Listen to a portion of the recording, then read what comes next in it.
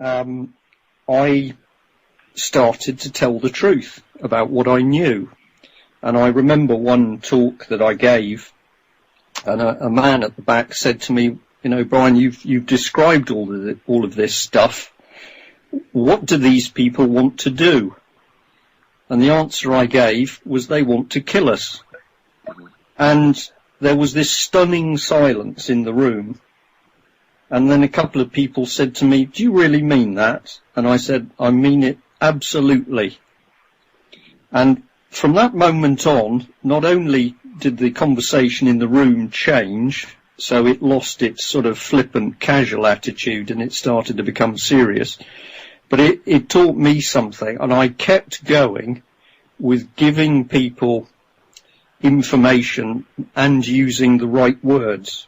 Because one of the worst things that's been done to us is political correctness, which is incredibly dangerous. It's not nonsense, which some people talk about. Political correctness is control of our language, and if our language is controlled, the way we think is controlled. And it is amazing what has started to happen now that people are actually using the right language in relation to what we're fighting. So we're finally beginning, for example, to hear members of parliament and judges described as criminal. We are hearing people freely talking about Blair or Brown or Cameron being war criminals. It's just they need to be brought in front of the courts. So the moment we use the right language, we're doing something very powerful to regain our territory.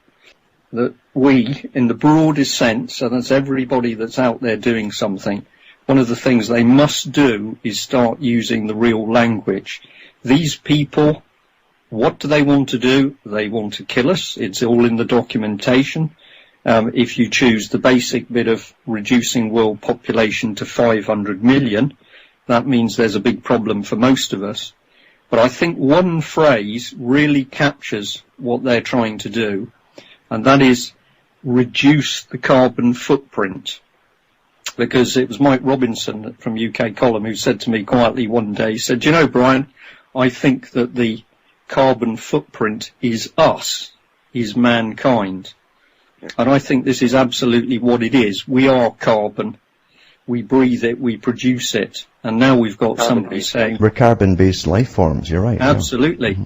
And we've now got somebody saying we want to get rid of the carbon footprint. They're saying that actually they want to murder us. That's the correct word.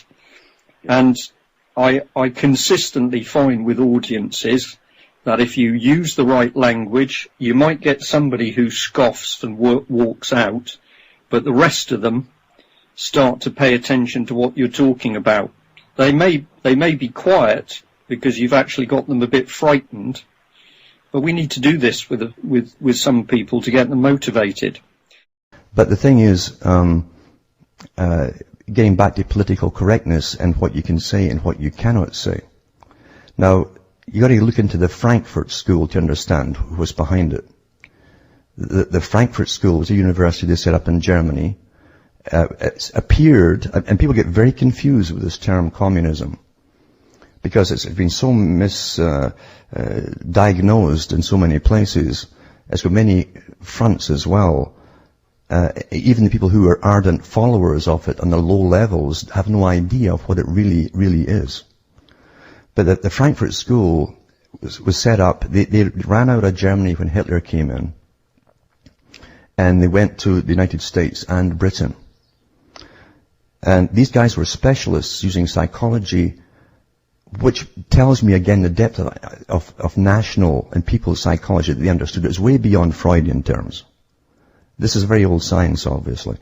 But their job was to examine the cultures of each nation and simply adjust the perception of each nation to accept this same agenda of globalism with an intellectual elite running the whole show and getting the public to accept it. And they would do that by looking at each culture and then taking over the culture industry within each nation. And this is all documented stuff if you look up Frankfurt School. And a slightly different one for the US. Britain, again, a slightly different one for them. And they ran the BBC, by the way. They still do. And at one time you couldn't get into the BBC for a job on any position unless you came from Eton.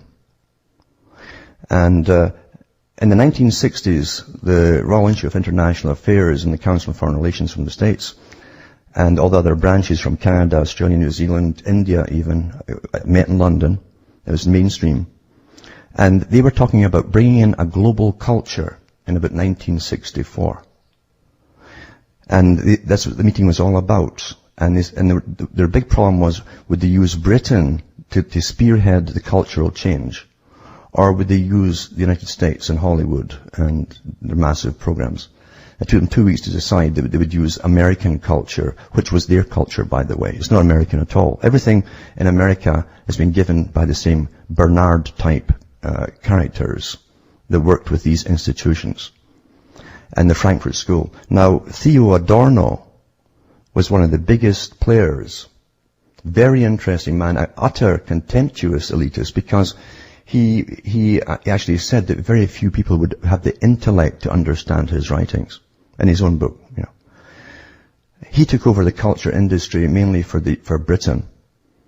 He financed a lot of the groups that broke through in the 60s to the top. He also was pretty well a genius in music. That was a sideline of his. Great friend of the Queen. Friendly with the London Philharmonic Orchestra. And he did definitely write a lot of the stuff for the top groups in Britain as they came out with the raging 60s and the sexual liberation and all that stuff. Just do it in the road like the Beatles song, all that stuff. And the drugs came in at the same time. So much sacks of drugs were thrown over university walls for free by limos just passing by, you know, get the whole thing kicked off. Every culture has had its head spun around by the culture industry. Now, Theo Adorno says we must degrade each culture, degrade them, until they have no past to look back on. He says we must degrade them and down through all the sexual immorality we can cause. It says including we'll know when we've achieved our goal when we get necrophilia as the norm. So here you have a bunch of people who worked with another group called the Macy Group. Bertrand Russell was part of both of them, and a lot of other big players. Lord Bertrand Russell, who would use a form of socialism to guide this through. And you would understand what they mean by socialism. Socialism to them is the scientific domination of all society to reshape the world, to remake all that was left imperfect and make it perfect. That's what they say at their meetings. And they're talking about us. We're a natural elite. They claim they're the natural elite and intelligentsia should rule our lives in a proper function. It's just too scattered right now. It's just all dysfunctional.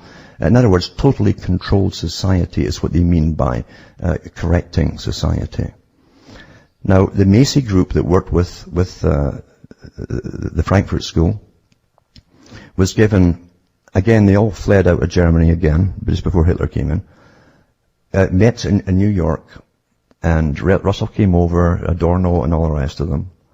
And their job again was how to completely radically alter all that was held to be dear in the Americans' lives. That was independence, personal independence especially. And how they could wear them down bit by bit and again degrade the culture through all kinds of sexual immorality until standard fare of entertainment would be perversion. We have that. We've lived through that. It's here. And how they would gradually show that the state, through movies and all the rest of it, the state was in charge. Now you don't get the lone cowboy riding in town cleaning it up. Now you get the SWAT teams and CSI and you get FBI and counter-terrorism squads and lots of faceless guys in black outfits like Star Wars. That's how they've changed it until everyone's obedient to the system and afraid of that system. And the Macy Group was given authority to exist in perpetuity and to change the culture of America by President Truman. This is in their own records, if you look them up. This is in their own records. We think, see, the average person, you're born into it. You'll say, well, why would you have and I realized this when I was only 7, because I used to listen to the Moscow radio, and it had a Department of Culture that would come out and announce itself, the Department of Culture. Then I looked into Britain and it said British Department of Culture. Canada, Canadian Department of Culture. I thought, why would your government have a Department of Culture if you, people, collectively are the culture? It was set up to change the culture. And the Department of Culture decides what you're going to see on television and how they're going to grade you through it. The Department of Culture is where you get all your political correctness from. They hire authors by the thousands. I think every author in Canada gets a grant from the Department of Culture. Now, the only way you can get the grant, and I've seen the forms for it here, even music as well, it says you must aim to radically alter the culture in order to qualify for this government grant. Then they give you a list of things either to sing about, or if you're a novelist, to write about and insert in your writings. Or if you're a cartoonist, in the cartoons. That's why you got cartoons complaining that the older folk destroyed society by consuming too much. They're all getting paid to do that by your governments. Getting back to political correctness, this is what comes into it. Critical theory is the theory that the Frankfurt School came out with for political correctness. How do we train the public? And what it means is you must institutionalize the terms in society like global warming, carbon taxes, anthropogenic global warming especially, stuff like that. And also the things that you don't want them to talk about. And it's so simple, critical theory. It means everything that is anti your agenda, you must attack it and criticize it. That's all it means. But that's also going all the way up now to different laws, so that you can't speak about certain people. I'm talking about individuals. Because they'll jump on a bandwagon and hide behind something, a good screen or something, and can't go any further with them. We've got to go to the individuals and get their family histories, because you'll find that they're tied together, intermarried so tightly. I'm talking about these rich multi-trillionaires here. And literally, they've got relatives across the planet doing the same darn thing. And wherever they go, wherever they target, they bring the same system in of IMF for the United Nations, the World Bank, and the Bank for International Settlements, which is to be the big bank that Quigley talks about. They talked about this as early as 1920. They would do that. And we're living through that phase now. So, to be honest with you, as I say, money makes their world go around. They rule the money system and the finances, and now they pretty well own most of the resources now. That was another big part of their target, own all the resources of the world. Cecil Rhodes talked about that too. We've got to start taking back power and figure out how we're going to do it and what kind of system you're going to end up with as well. And even then, there's going to be factions starting fighting each other over what kind of system you bring in. You're not going to please everybody. But the thing is, until we all realize that we are being murdered, we're being set up to be starved to death as well. Never mind all inoculations and more in the new inoculations they want you all to have annually all through your life now. Until we realize that and start getting moving and stop being so complacent and watching entertainment. Entertainment is the worst thing you can watch. You're being indoctrinated without even knowing it. So you've got to start reading serious stuff, because if you care about the people around you, if you care about your history, your as I say, all the people that went before you to make you, that's enough to stand up and do something about, because otherwise we're all going to be vanquished and it will disappear into history, and until the names are all gone, the people are gone, the countries are all gone, the heritages are all gone. That's what they've actually said, that's what they want. Until there's no remnant left, a trace of what was before. John Dewey said it when he came from the Frankfurt School, to set up the educational systems for the West. He said eventually a generation will be born where they're taught no history of a race, a people, a country, or conflicts, or anything else.